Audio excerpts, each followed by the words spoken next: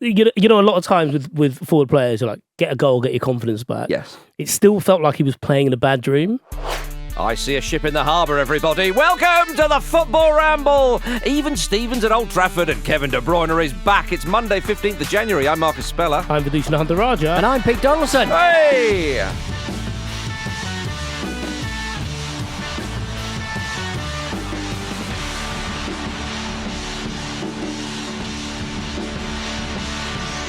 Hello, everybody. It's Monday, and Pete's back in the pod. Hello. Good to have you back. I'm back. And now it's very interesting, Peter, that you're back today, because today is actually Blue Monday, hence the opening lyric. Is it? Right, it okay. Is, so I'm here to make it better, yes. You, and it's not only Blue Monday, everybody, because it'll soon become Fireball Monday. It's bloody Pitbull's birthday. Can you believe it? Is it now? I'm glad I came back. In the words of Martin Tyre, can you believe it? There's a lot of people asking after you, Pete. I got a few DMs on Instagram saying, where's Pete? Is Pete all right? I was like, Pete's fine. Just lying low, before the list comes out. But he's fine. Vish, you know for a fact I moved in with a rich family in a big mansion and I destroyed them from within. Slurping up big goopy bath bits. Look, Peter, right. Your legal cases are your legal cases. Okay? Don't use this as a platform. Has it coincided when Newcastle United upturned with form? Yeah, I've arrived. At 2-1, he went, I'm coming on Monday. Yeah, I fancy it. You silly sausage. Losing 1-0 at Luton, no thanks. Yeah. I'll stay at home.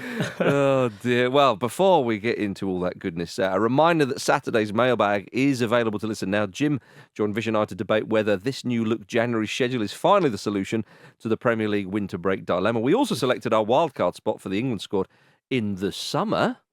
I'd like to chuck in Anthony Gordon there as well, my goodness. Yeah. But yes, you can listen to that episode below this one in your podcast app. So then, highlights of the weekend. Peter, get us underway. Well, I'm already looking down this running order, and no one seems to be mentioning Dean Gaffney being run over by Wesley Fofana on a night out. That was a highlight. And if you think we're going to get away with not mentioning that, we're going to mention that. Yeah. Okay? Because he only broke his collarbone, didn't he?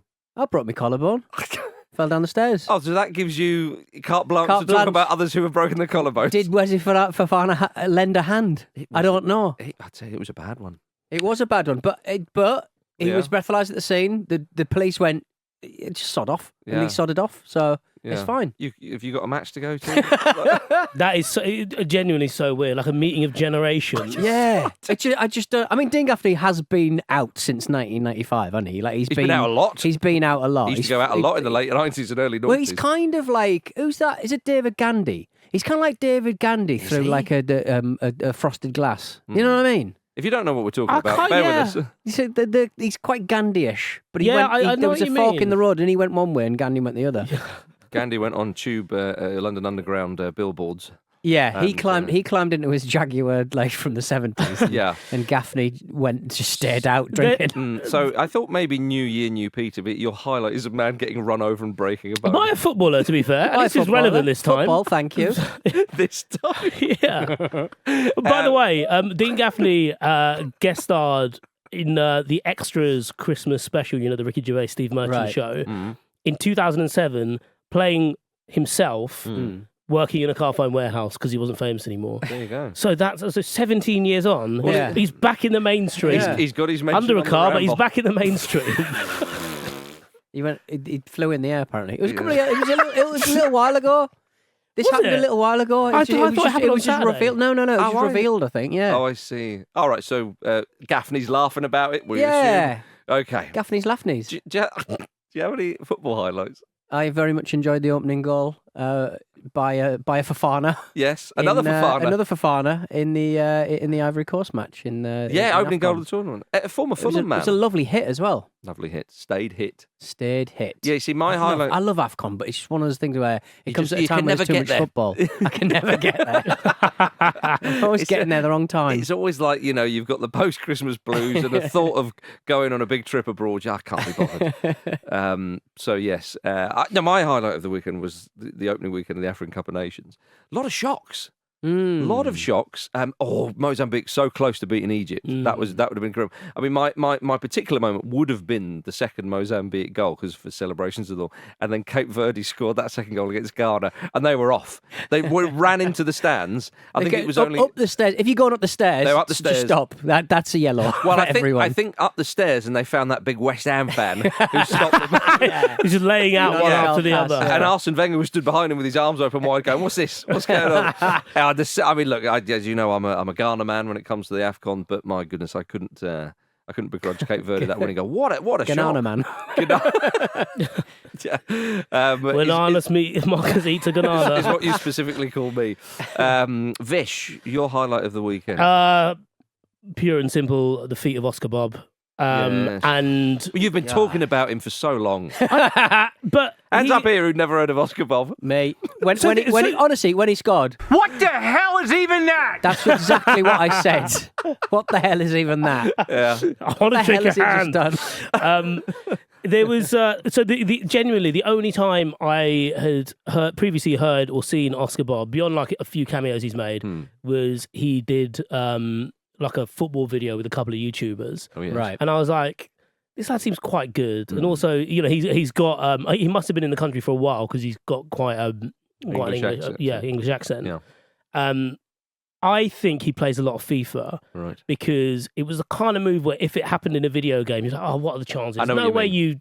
1-2 touch in that tight space past the goalkeeper. He's going to take you out. Like training, actually, he did it. Yeah, it was gorgeous, and also just a presence of mind to do that. Yeah, I did because Cole Palmer, very much Cole Palmer, scored a lovely one at Luton for Chelsea. The little roll of the boot. That was obviously quite a quick feat, and Bob saw that and thought, all right, okay, like that is it. I'll show you. Yeah. I'll up the ante. Yeah. Well, let's go. Newcastle United 2, Manchester City 3, and I mean, Match of the Day did this because they didn't do goal of the month, they did goal of the game, and they just showed all 5 goals on which is better. It was an extraordinarily good set of goals scored. It was an extraordinarily good game. I thought. It was, yeah. And it took that man Kevin De Bruyne coming back to stamp his authority once again on the Premier League. Very astute observation about his Simpsons hair. I mean, it's lovely stuff from Andy Brassel. Wasn't it? Yeah, didn't mention that in his match report for the Guardian though. This is where he slums it. Yeah, This is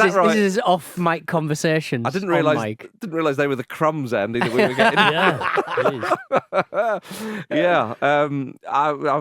Where to begin? I mean, the first goal, I suppose, gorgeous. Yeah. Absolutely gorgeous stuff from Bernardo Silva, who Manchester City have kind of gone under the radar slightly this season, hence everyone saying, oh, here they come, they're coming back. But Bernardo Silva's been brilliant this season by and large. And that goal, Vish, delightful. Yeah. I don't think there's much that he can't do, really. I think, do you remember I spoke about it earlier in the season? It might have been about 6 or 7 games in, that I think 2 of the best players in the Premier League are Salah and him, because he does a little bit of everything. And I think there was maybe a point where it looked like, obviously, Man City move on from Mahrez. You think, obviously, Bernardo Silva can play out there, Foden can play out there, maybe it was one or the other. But actually, I think Foden has really come on, to a different level over the last couple of months. And in part, it's because Silva's just doing stuff elsewhere. And yeah, it's such he passed it into the corner, didn't he? A lot of times with that type of goal, when it's a flick between the legs, it's very much about it's a flick timing. It is a flick. Than yeah, a caress. It was a guide. He knew it was going in as soon as he made contact. It didn't have the sort of drip of desperation that move so often does. Oh, it's going behind me. Yeah. Oh, I'm lucky. I think Solanke scored one this season as well. There've been a couple of goals like that, but that was the most controlled of an absurd finish that we've seen. Yeah. Have you ever tried one? Because you're utterly ridiculous. All the time. Brilliant. Genuinely all the time. Because you think it's a really achievable thing to do. And the ball always goes past you quicker than you think. Totally. Yeah. And you kind of go, and everyone looks at you as if to say, that earlier. Yeah, have a proper swing at it. Do you know what I mean? They look at you as Fulham fans looked at Raul Jimenez when he did that Rabona at Anfield the other night, going, okay, fair enough, you connected with that, but what are you doing? Yeah. It's excusable if you paid £7 for the privilege of an hour of five-a-side of goals. It's unforgivable when you miss it when you're getting paid that much money. I'd say so. Yeah, I would say so. I mean, I find, as you know, I like to bring in international football as much as possible, but people aren't really mentioning Portugal that much at the Euro for the Euros this summer. Some of the players have got, in particular him. They're a threat. I think they are, but the reason you don't consider that is because you always focus on the bloke up top who seems to be doing it for himself. Yeah. But by and large, whoever got up top these days? Is that guy still knocking I around? don't know. Is it João Felix, the really selfish lad? I think it's Pauletta, is it? It was the only forward they've ever produced, I think. What's Eusebio saying? I have no idea. Because he's dead. Oh, Why did you bring it up? Not on Blue Monday. Yeah. Did he get knocked over? Yeah. Oi, stop that. A great turn. Syria knocked over outside a Mayfair night spot. Is that the curse? The curse that he keeps talking about. I don't think that's ever happened. I'm willing to hail a cab. I'm willing to bet. Yeah. Right. But I would like to talk about Newcastle United's quick-fire 2 goals that sent Ali McCoist into orbit. It was such a good, I don't know what it is about the colder months, but Ali McCoist loves a bit of needle. Yes. He loves 2 players. Yeah. The Rodri Bruno battle that was sort of raging right throughout that match. And to be honest, Bruno Guimaraes has said on more than one occasion on different shows that he absolutely hates Rodri. Yeah, what's that he's just really hard to play against. Oh, I see. Oh, I thought you like personally. Oh, no. He's annoying. He's actually said he's quite annoying. And I could see that, to be honest. But yeah, I thought that was going to... music he listens I thought that was going to spill over. If I saw him walking in the street and I'm driving... He doesn't like Kinder Buenos. But McCoist is absolutely loving it. And it was a really, really strong performance, I think, under really difficult circumstances in the first half for Newcastle. But yeah, I mean, they just... Since De Bruyne came on, it was just... What I loved about the 2 Newcastle United goals is that they got in behind Kyle Walker, which is... who was having a nice time going forward, but... Yeah, you can get in behind him, but it's just like not for very long, because there he is again. Yeah. But they managed to do You can hear him coming, can't you? Oh, God. So so they managed to do that, and it's almost as if Howe was like, right, before they figure it out again, do it again, and it was there. And Anthony Gordon, lovely finish. It was sort of really fun to sort of see Ortega sort of take too many touches and sort of shank like goals, goal kicks out and stuff. I was like, oh, this could get fun actually. Yeah, well, because Edison went off injured, of course, after colliding with Longstaff. But then De Bruyne came on and the game changed instantly. And it's not just the fact that he's the quality he's got, it is that psychological effect of going, all right then, how are you going to respond to this? Yeah. It's totally different to, I would say, any other player in the Premier League coming back. Maybe you think Salah, but when he was lining up there and Pep's talking to him, and you can he's clearly such a good absorber of knowledge and information, hence why he's as good as he is. And as he was, talking to him, I was like, I wonder what he's telling him. And I reckon Pep just went, "Go on, yeah, on you go, son." Yeah, it's football, isn't it? We love this, don't we? Yeah. Do it. And De Bruyne's like, just get me on. I can't be bothered listening to it. But also, I thought the really incredible thing is, having been out for so long, but actually he was so like. It was plug and play, wasn't it? Yeah, he was totally attuned to everything. And City have been playing slightly differently. Just came on, blended in. Do you think that's how they should use him then, as an impact sub? He's done himself a disservice. Maybe, actually, yeah. The Ole Gunnar Solskjaer. Yeah. But you can view it all. I remember, here's a niche reference, I remember Danny Wilson, I think it was, Sheffield Wednesday manager, saying this to Benito Carboni when he was at Sheffield Wednesday. Clearly the best player Wednesday had.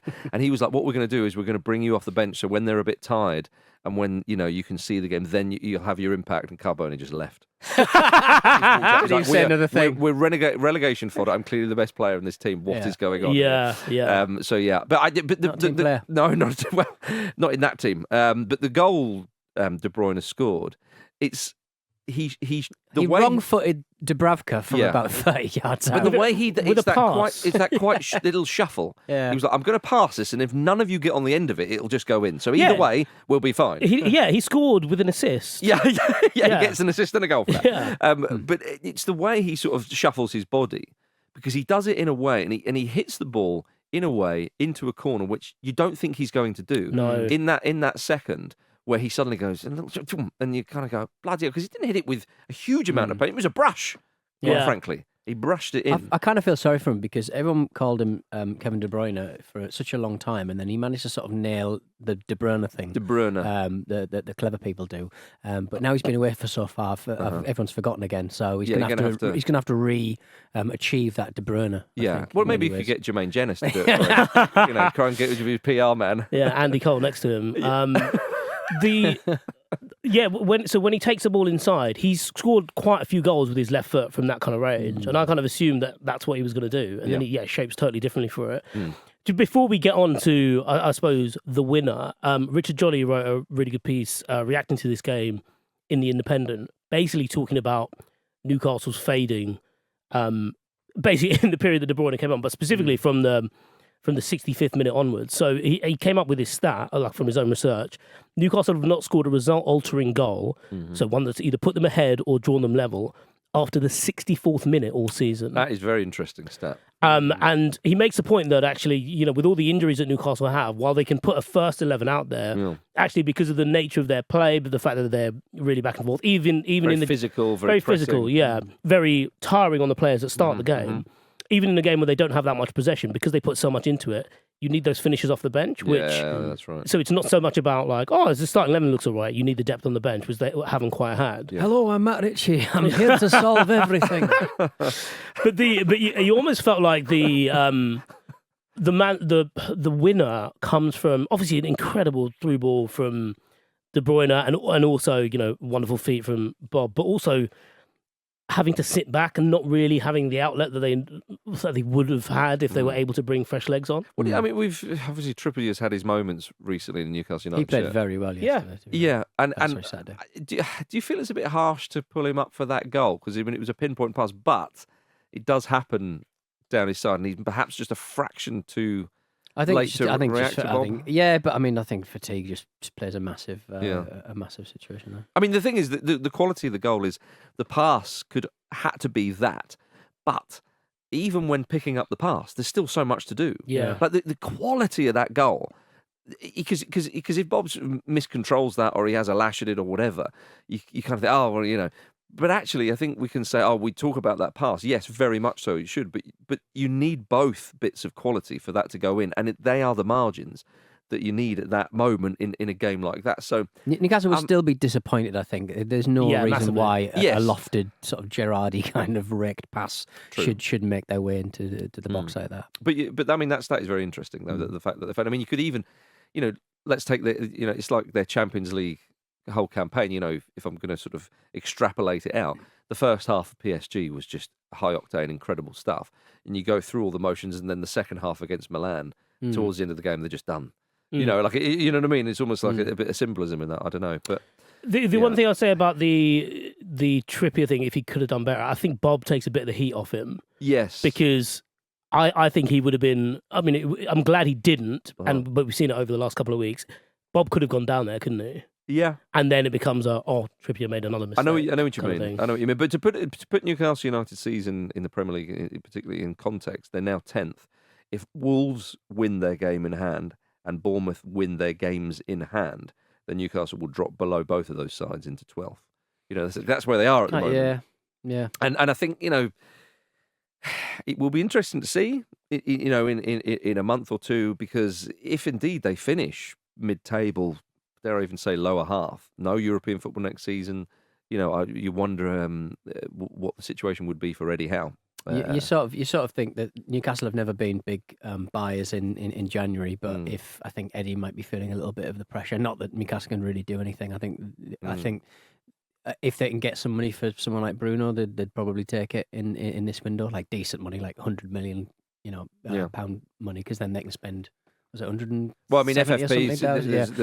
Because of FFP, that if it's weird. I was listening to this another podcast where they were talking about it, and they were saying that if they sell a player for say 50 million, they can buy a player for 50 million and also have like 40 million, right? 40 million to spend on top of that, because it's amortized over the length of the contract of the player. So it's actually quite useful to. But the problem is they don't really have any academy products to sell, which would be the big. They cannot sell any of their starting 11. They can't sell it, but they will probably sell Bruno. I think at some point. You reckon? Yeah. That's quite. It's gutting. It's gutting. Yeah. He's an excellent player, but it will be the most useful, big chunky amount of money. Yeah. Because again, you're not going to get much money for Matt Ritchie. No, not these days. Manchester City have opened a 3-point gap on title rivals Arsenal. With that result. They're still 2 points behind Liverpool, though.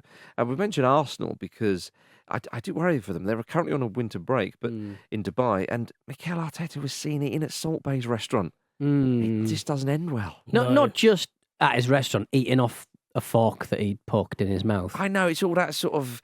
You don't have to do it. Some weird orgasmic experience. You don't have to do it. Just because people... These are the hands that touch the World Cup, baby.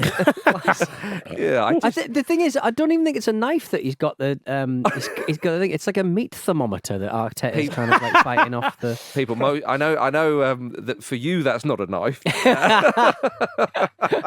Like Errol Flynn running up and down Crocodile Dundee down the streets of Southend in my big jacket. Yeah, you are right. I think that it is. What did you call it? A meat thermometer? It looked like it. I think that's what Salt Bae refers to his penis as. By the way. Look like does he?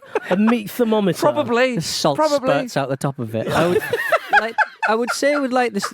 I thought it. Maybe it is. I'm watching it again. Maybe it is a knife, but it did look like a meat thermometer.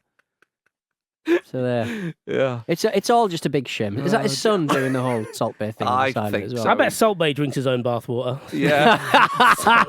Bomb. Moving on swiftly. Chelsea 1, Fulham 0. Disgrace. Cole Palmer. Nothing to do with Carlton. He scored another penalty. When we were... Sorry. Yes. I mean, he scores another penalty, which he helps win with one of the best reverse passes of the season. It was a lovely one, yeah. He scores another penalty. I was going to sing his praises, but you jumped in there. To also sing his praises, it's fine. Praises will be sung if it's Cole Palmer we're talking about. But he's a wonderful player, and we spoke about him on the mailbag when we were talking about England wildcards and so on, but he really is powering Chelsea forward. Yeah. And he does so in such a... the whole thing about he didn't want to leave Man City and this, that and the other. And what we know about Man City, and we'll use like Grealish as a broader example here, someone who we've spoken about before, really, really entertaining at Aston Villa because he had a free role, allowed to do what he wanted to a point. Maybe took it too far off the field, but allowed to do what he wanted on the pitch. Comes to Man City and he has some of the edges shaved off, but by and large he's there because he's a technically proficient player. And takes a season to bed in, really. Yeah.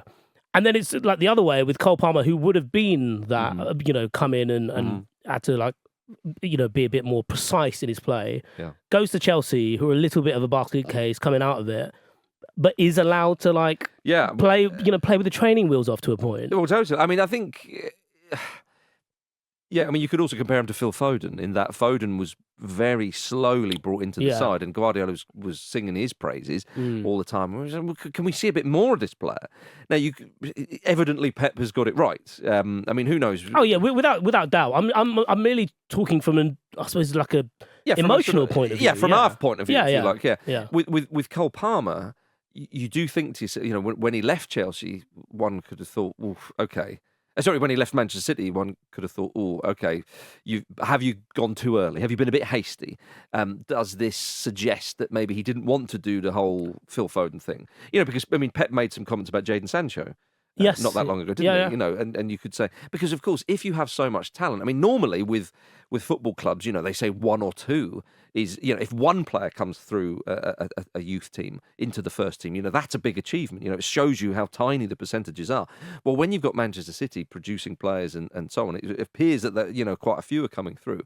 And so was he too hasty? Well, clearly not. Palmer is ready for the big time. He's absolutely... been brilliant for Chelsea and has been their player of the season. I don't think anybody would deny. And the fact is that, yes, as it's a bit of a basket case, it's kind of helped him in a sense because he's getting seen, he's getting game time. He's so crucial for them. But it was a slender win for Chelsea. I mean, Chelsea were probably good value for it, in the end. But huge moment of the game was when Malo Gusto put in one on Willian. And, I mean, Marco Silva, unsurprisingly, thought it was a red card. But Pochettino... his comments post-match pretty much said, we were lucky to get away with that. I mean, how did you see that one? Yeah, definitely. I thought so as well. I mean, he's done that. He's been sent off earlier this season for a very similar tackle, hasn't he, Gusto? Yeah. I thought it was.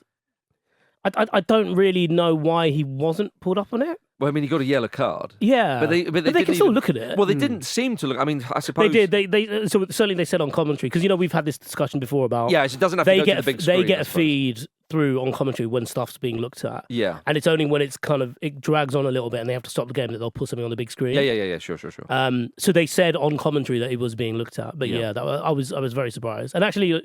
That would have been quite a big loss for them, because I think Gusto's been quietly one of their better performers recently. He's clearly incredibly talented and seems to be finding his feet. But yeah, that was a little bit lucky. Yeah, one of those ones where you don't want to see a player get sent off for it, but if you're the opposition, but you do very much so. Yeah, well, I think retrospect, punishment and maybe call it a draw, pointage. Yeah. I'd settle for that. I think you're starting the retrospect campaign. Respect the retrospect. Respect the retrospect. Kenny Tete, Fulham fullback, was seen riding a line bike home from the game, which is quite nice. There's sometimes you just, when you see like a footballer in a modest car, you sort of go, yes, good. Kante it doesn't was take one. much to sort. Yeah, Kante Kante liked a mini. Yeah, he did like a mini.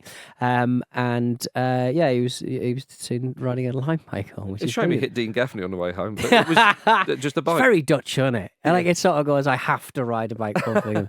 He's going to be pushing CJ from Eggheads into a canal. Is it very? I think more Danish. Danish? Do the Dutch like bikes as well? The Danes love a bike. It's big, right. People Dutch, bike in Amsterdam. Yeah, Amsterdam's a famous one. Whenever they dredge if you go into a rivers, fight, would he go windmilling in? That would be very Dutch, wouldn't it? Yeah.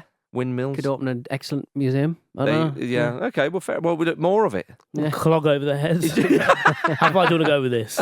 If you saw a mouse there on the stair, what would he do? I have no idea. Which could you tell me? Pete, you're a line biker. Yeah. They're not comfy, are they? No, not the way I ride them. One wheel. Yeah, if you get one wheel right next, I'm banging on windows on cars, going, "Let me through! Let me through! I got a turbo!" If ever I have the urge to go at Walton Towers, I just actually just get a backing from Pete, and it saves me a lot of money. There's always no matter which line bike I get, there's always a McDonald's in the front basket. Yeah, that's because you buy it. Oh yes. Was it the correlation? Look, it's appeared again. Like a McDonald's bag. People just always leave their rubbish in there. Because you're the McDonald's fairy, aren't you? Fairy, yeah. At night time, if you see Pete riding around a bike in London, even though he don't live in London anymore, he still manages to do it. There's another ride. There's a chip or maybe even a McNugget in there. There's another ride-share company called Human Forest, something about sustainability or trees or something. Right. But the basket doesn't move as you angle around corners, and it's very disconcerting. Oh, wow, so your hand can get caught if you hold it. I guess it could, yeah. All right. Well, go easy on the I've been gaffneyed. I've done a self-gaffney. Oh, dear. He only broke his collarbone, Marcus. Stop being silly. And it'll probably been fixed by now. Exactly. Fixed. Long healed. A lady will be kissing it now. Dean Gaffney had in a VIP room. In a provincial nightclub. Did you see a group of men started brushing their teeth in the crowd to promote the new film Argyle? Yeah. I was a bit disappointed. I thought it was in homage to the bloke. I thought it was. That's what it was, but they're riffing on it to promote this film. I see what you mean. Yeah, okay. No, but sorry. I thought it was just pure. Yeah, is right, what I mean. As in, it was just in homage to the bloke who was brushing his teeth behind the dugout once at Chelsea many years ago without the film bollock. I'd have loved to see them try that in the shed end. Yes, it was very much the corporate taste, wasn't it? Yeah. But so Enzo Fernandez turned up to training with a cat in a bag last week to promote the film because it's no way. The central kind of blimey. kind of bit is that there's a cat in a bag on a train with a little sort of bubble, and Enzo Fernandez went training with the promoting this bowlie. He didn't have to throw it in the river. But Chelsea fans can't complain. They allowed the little boxes with the flame coming out of it. They allowed them to turn the lights off and on again at matches. Well, they wanted razzle dazzle. Now you got Dua Lipa in the stands. True. I mean, about. It was Todd Bowley's production company who made the film. So there's doesn't look like a bad film, to be fair. I always love a Rockwell. Yeah, well, we'll see. Rockwell's in it. That Poltergeist film is a bit. Rubbish. Oh, Remake. I didn't no one bother. needed that. I did not. What's the bother. one where he's on the moon? Is it It's Moon? I think it's called. Yeah, I mean, loads of films like that. What's wrong with the one with the poltergeist? It's poltergeist. Yeah. What's wrong with the guns? Yeah, there was. What about the Man Made of Iron? The second one. The second Man Made of Iron. Pochettino said of all this, it's part of the spectacle. If it doesn't affect the professionals doing our job, it's welcome. For the fans, it's nice. It looks a very, very good film, the film. All right. Well, He said, "Can I go to?" He said, "I hope I get invited to the premiere." Did he? Yeah, he did. Oh, This okay. guy just has to be in the film. I'm Just sure turn they'd up and let go, you. I'm a Premier League manager. Does that count? No, it doesn't. Sod off. Before we go for a break, everybody, there was big news in League One this weekend. Reading's match against Port Vale was abandoned after 16 minutes on Saturday after home fans invaded the pitch to protest against the club's owner, Dai Yong. And now this has been an ongoing thing at Reading Football Club for many, many years. It's a dire situation. I mean, they've had heavy point deductions in recent years. They've had they've minus 4 points this season, I believe. Financially, they're all over the place. I mean, I think they were given a winding up order. Was it in October? Something like that. So yes, but the ramifications for this is some people are saying they might have to play a number of home games behind closed doors now as a result. Yeah, like I say, it's a pretty desperate situation, and the fans are clearly fed up with it. Or fed up with it doesn't even get to the heart of it, I suppose. Yeah, well, I mean, more power to them. I was quite encouraged by the reaction to this from, I suppose, other supporters. Yeah. So the People can get quite hand-wringy, can't they? Yeah, exactly, a little bit holier than thou. But the Port Vale fans were applauding them, and loads of other fans. I suppose, not by coincidence, also in League One, who have also gone to the wall in some way, or at least managed to stop just before. There has to be a recognition that it just happens to have happened to them. It could happen to any of them. Yeah, exactly. And I think that is heartwarming. Or heartwarming. Shy kids getting out. Yeah, and Dai Yong as well is someone who is, he is actively trying to sell the club, but they've had so many issues over the last couple of months. For example, they've lost their catering staff at the their training facility. They have, as ever with these institutions, it's the people lower down that end up feeling it. So there've been loads of redundancies as well. There was stuff reported at the start of the year about players not being able to stay in hotels for away games and stuff like that.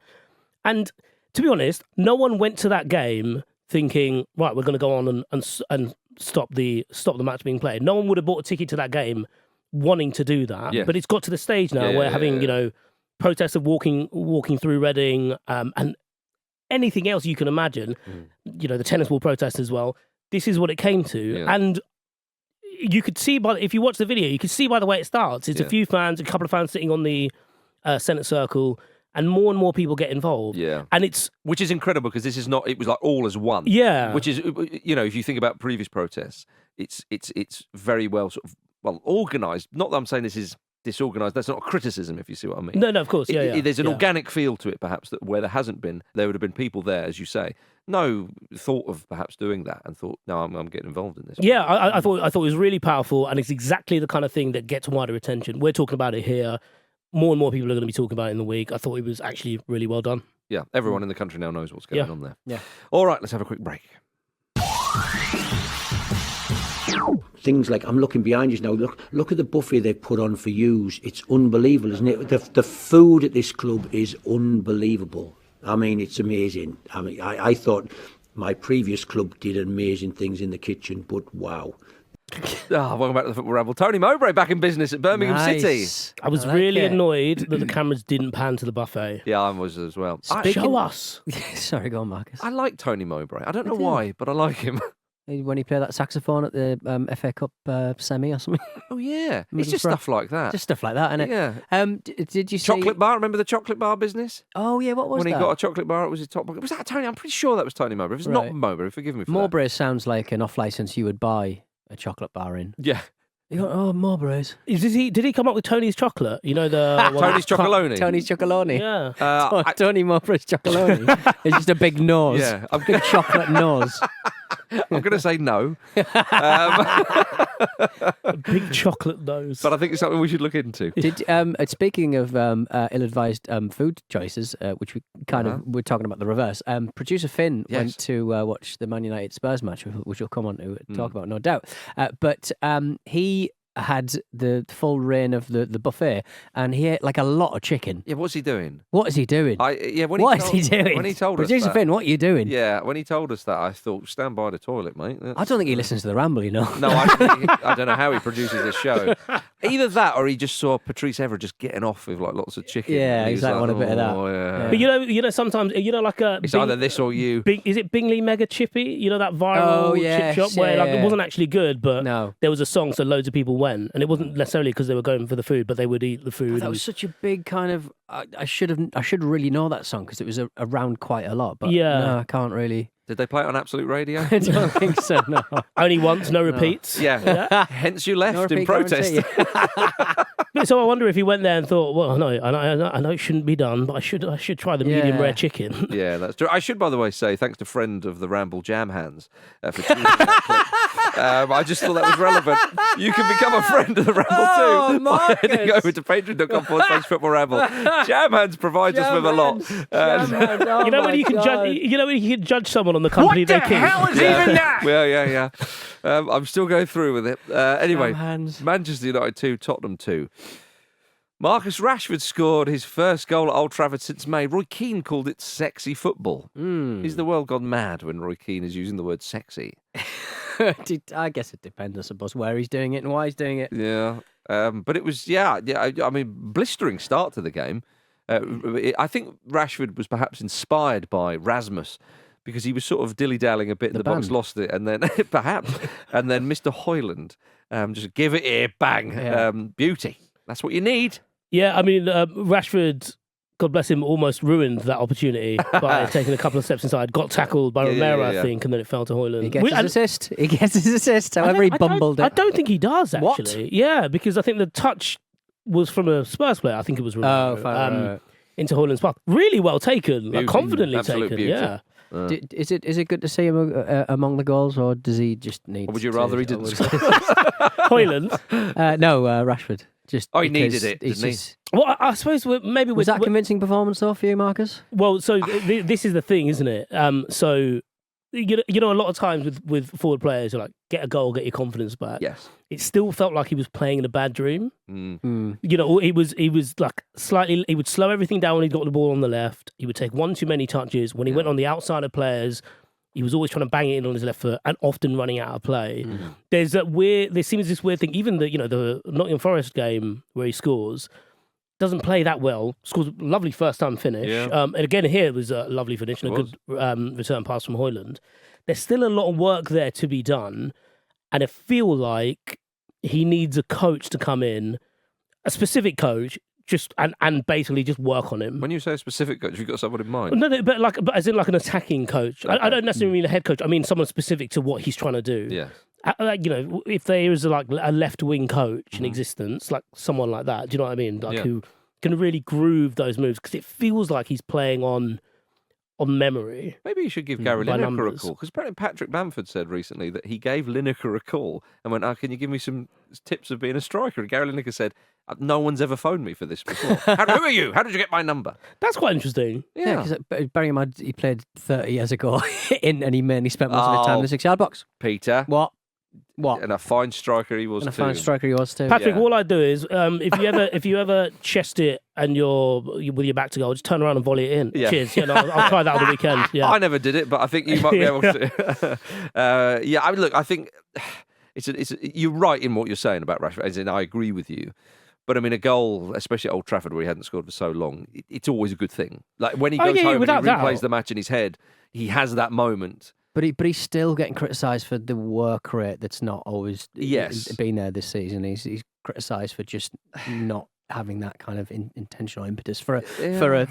Was he on 300k? Like he's the most handsomely paid footballer at Manchester United, and he's not knocking them in for fun, is he, this season? No, and I think it's symptomatic of what's going on at Manchester United. Because again, in this game, despite both forward players scoring a goal each, Spurs will come away thinking they should have won it. I mean, you saw the managers that their comments were interesting. I mean, Ten Hag said that he was annoyed at the 2 goals that were quite soft. Possibly, But I mean, if you're a Spurs fan, you probably think that Højlund goal was a bit soft. Perhaps he might have dealt with it. But then Postecoglou, on the other hand, after the game, said he was delighted with his team's performance. And with Spurs, you know how they play, you know how they do things, and for better or for worse, that's what they're going to do. It will excite the fans. It'll excite the neutrals as well, by the way. With Manchester United, Gary Neville was bemoaning their lack of style, and he was like, I still don't know what it is that they're doing on the pitch. Yeah, and I think the thing to say with Spurs is if they had one of their many players who are absent through injury or an international duty, they win that game. And I mean, Manchester United have injuries themselves, but yes, they do, but not to the scale of Spurs. Right. Especially the importance of those Spurs players, and actually, obviously Van der Ven coming back. You look at that back four, and you're like, wow, that is a prop. Where Spurs? Where has this come from? Yeah. Who have you nicked this off? Well, and I know it seems silly to mention James Maddison because he's out so long, but so important to this Spurs team this season. I mean, he was so good at the start of the season. People were saying he should be starting for England, and Jude Bellingham went, well, I'll decide. But how you fit them in. That's how good he's been. Yeah, and a crucial player, and almost like their Kevin De Bruyne. Ridiculous as I know it sounds to after only a couple of handfuls. Not really. If you watched how he was playing and what he was doing for Spurs. It was, yeah. But suddenly Spurs have a really good Bentancur coming back in and starting this game and scoring that goal and like a proper glider as well. And then you think, right, so Bissouma, Mate Sarr, Maddison out, Kulusevski out, Timo Werner in. Yes, yeah, that was fun. It was exactly as we thought it would. Yeah. Go. It's nice to know even in this room where we talk about many different things, like even just today, Dean Gaffney, Salt Bae drinking his own bathwater. Yeah. You could have set out that game totally that Werner played, and you're like, that seems about right. Got an assist. Didn't get a goal. That one where he screwed it wide. Yeah, I thought to myself, on his left foot. To be fair, yeah, I know, but I thought, oh, come on, Timo. Like we've seen this. Yeah, we have. We've seen this before, mate. Yeah, like think of the memes, man. Come on. Think of the memes. He should channel a bit of Frank Lampard there. Like just shoot at the defender. It might deflect him. Maybe that's a strategy. I don't know. I hope he does well. Because if we start slagging him off, then he'll definitely score a goal that will eliminate England from the Euros in the summer. I did not think of the long game. Yeah, that's a really good shout. You've got to be very careful. And what happens now will definitely affect what happens. That's how life works. Yeah, it does. Yeah. But yeah, I think it's I think he's an exciting player. I think he could play a role a little bit, not as spectacular, of course, but a little bit like a Darwin Núñez, in that. Maybe not. I mean, obviously Núñez brings the chaos, but I think Werner, especially if he came off the bench, because he's covering for Son. Will he start games? Yeah, exactly. Yeah. But he does provide energy. He provides something, and he'll create, and his runs that he makes, and so on. It is just that lack of goal scoring touch. I think he's a good player. There's no doubt about that. So I think that could be his role for Spurs. In the months to come when players come back. So Jim Radcliffe was seen watching the match next to Sir Alex Ferguson with David Pleat just behind them. I saw that. Yeah, nice to see David Pleat. Nice to see him anywhere. Yeah, looking well. Not anywhere. Not anywhere. We don't like to see him in certain lurking in the background. Yeah, why did you make it sound like he does that? Yeah. He's not a lurker, is he, David Pleat? Not now. No, not anymore. No, but I think after a while your record gets expunged. You cannot say that about David Pleat, surely. What do you mean? He's 79. Yeah, right. I know. Okay. I'm not saying he's not saying. Yeah. Ask Righty. Yeah, ask Ian, right, yeah.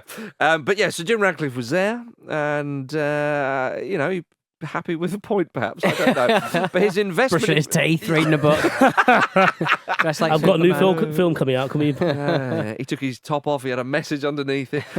His investment in Manchester United is expected to be officially confirmed in early mid-February. Oh, hurry up. Yeah, just bollocks, isn't it? Come on. Maybe with owners, they should have a window as well. Quite handsome for an older gentleman, isn't he? What, David Pleat? Jim Radcliffe. Do you think? Yeah, I think so. Jim Radcliffe. He looks like he was a looker back in the day. Yeah, I'd have that, yeah. All right, fair enough. Yeah. His eyes have gone to shit, but everything else is top notch. Yeah. You'd introduce him, if you're a son, you'd introduce him to your girlfriend, and he'd start hitting on her, but in a dad way. Yeah, kiss your hand. Kiss her hand. Well, I don't know if this kiss your hand. I don't know if this He's going to watch out for Radcliffe, he'll kiss your hand. I want to kiss your hand. We don't sign players like that, we kiss your hand.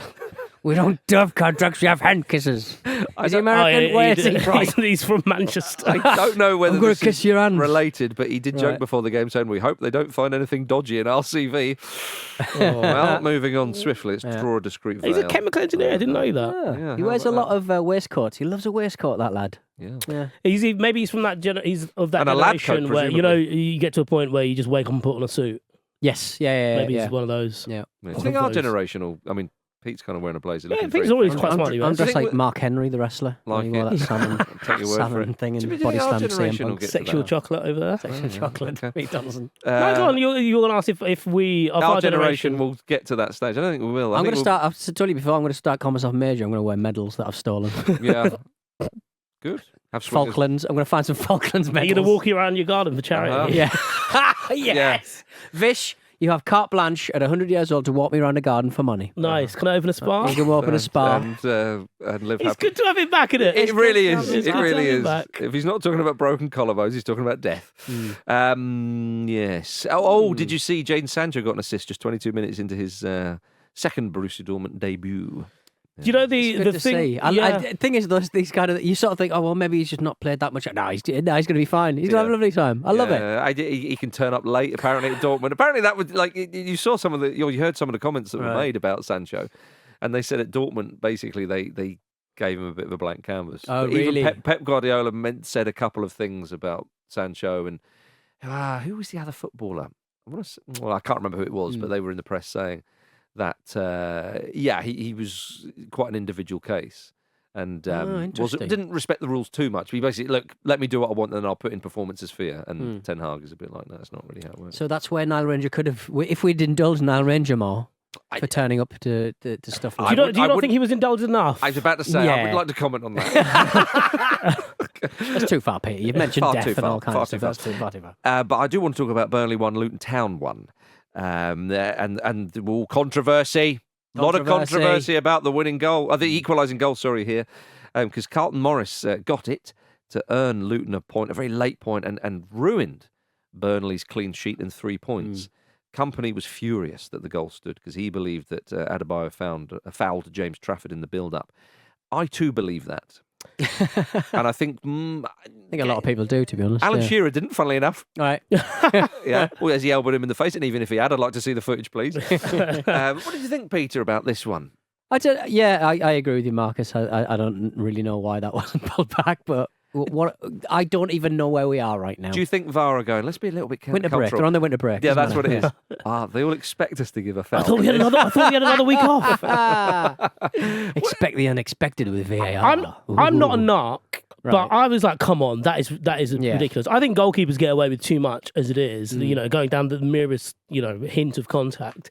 But he clearly blocks him. Yeah. It's a clear block. And I suppose it's smart from Adebayo because he gets away with it. Well, but also, he makes the referee. You've got to make a decision. Yeah, on this. but also if you'd have done that and the goal was disallowed, you've kind of lost the chance there. Because I suppose Trafford's getting there. Yeah, he'd have got something on it. Yeah, but that was so confusing. I can't believe it wasn't given. And Company is right to be furious because that would have been such a huge 3 points for them. And I think from Burnley's perspective now, they can use that fuel of being wronged and take it straight into their away game with Man City at the end of the month. Yeah. This is their next Premier League fixture. Oh dear. Well, at least Burnley have signed David Datro Fofana. We mentioned him the other day. They've got him on loan from Chelsea. Another Fofana.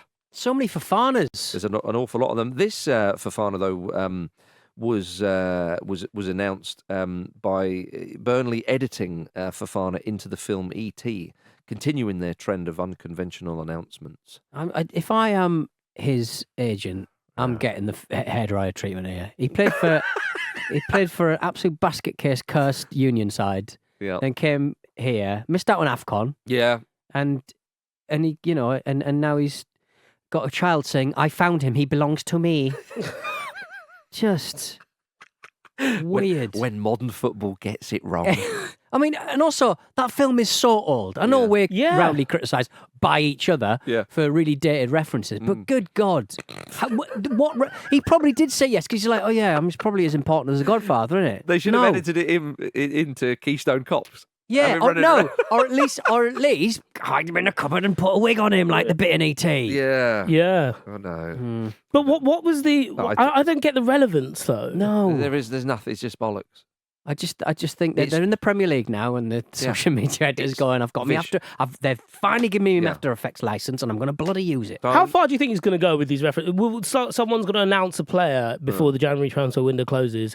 Like, I mean, if you're talking about old references, on The Shining, superimposes their head over, here's Johnny moment. Yeah, He's here. Yeah. I bet that's already been done. Or impose onto like the Magna Carta. How far back are we going?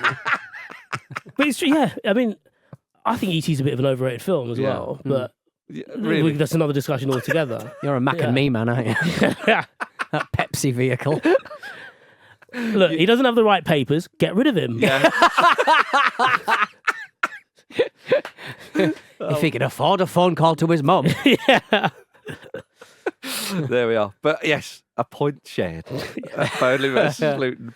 A point shared also, Everton versus Aston Villa. Unai Emery's first ever 0-0 draw in the Premier League. That seemed he's been Save it for a non-televised game, Unai. Yeah, exactly. That's 3 p.m. fodder on a Saturday. 3 p.m. fodder.